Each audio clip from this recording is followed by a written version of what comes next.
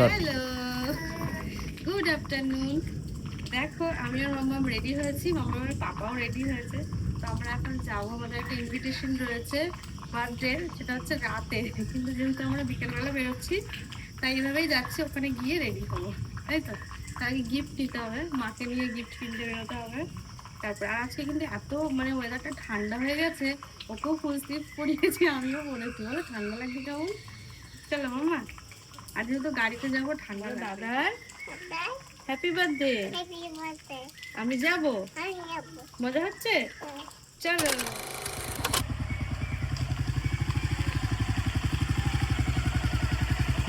এই কে এটা?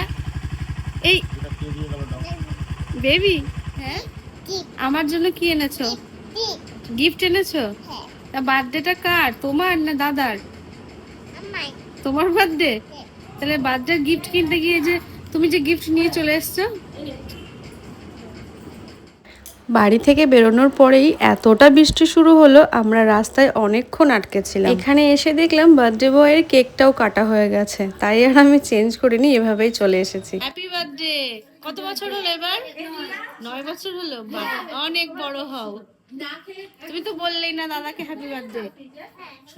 আজকের মেনুর শুরু থেকে শেষ পর্যন্ত সবটাই কিন্তু ছিল নিরামিষ। বার্থডে বয়ের মা মানে আমাদের বৌদি কিন্তু নিজ হাতেই সবটা আয়োজন করেছে। নিরামিষ হলেও কিন্তু খাবারগুলো অনেক সুস্বাদু হয়েছিল। মাম্মামকে কিন্তু আমি বাইরের কোনো খাবারই এখনো খাওয়াইনি, যেমন রেস্টুরেন্ট বা কোনো অনুষ্ঠান বাড়ি। আর এখন যেহেতু বাড়িতে আমি ওর জন্য ভিন্ন ভিন্ন স্বাদের তরকারি রান্না করি, তাই জন্য ওর হয়তো আজকে একটু খাওয়ার আগ্রহ হয়েছে। দেখলাম ঠাম্মির সাথে বেশ খুশি হয়ে একটু ফ্রাইড রাইস আর ছোলার ডাল খাচ্ছিল। খেয়েছো জল? খাও। ওরে বাবারে, কিছুতেই কাউকে খাওয়াতে দেবে না, একা একা খাবে। আমাকে একটা বেলুন দেবে? দাও আমাকে একটা। Thank you. উড়ে গেল? যা, কি হবে?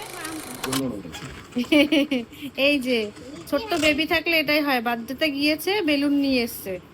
হ্যাঁ না, ইচ্ছা করে। শুধু কেক কাটাটাই দেখতে পারিনি, কেক কাটিং এর সময় আমরা আসতে পারিনি, এত বৃষ্টি, তাই না বেবি? ওটা এই দেখো চলে গেল, হয়ে গেছে, হয়ে গেল বার্থডে খাওয়া।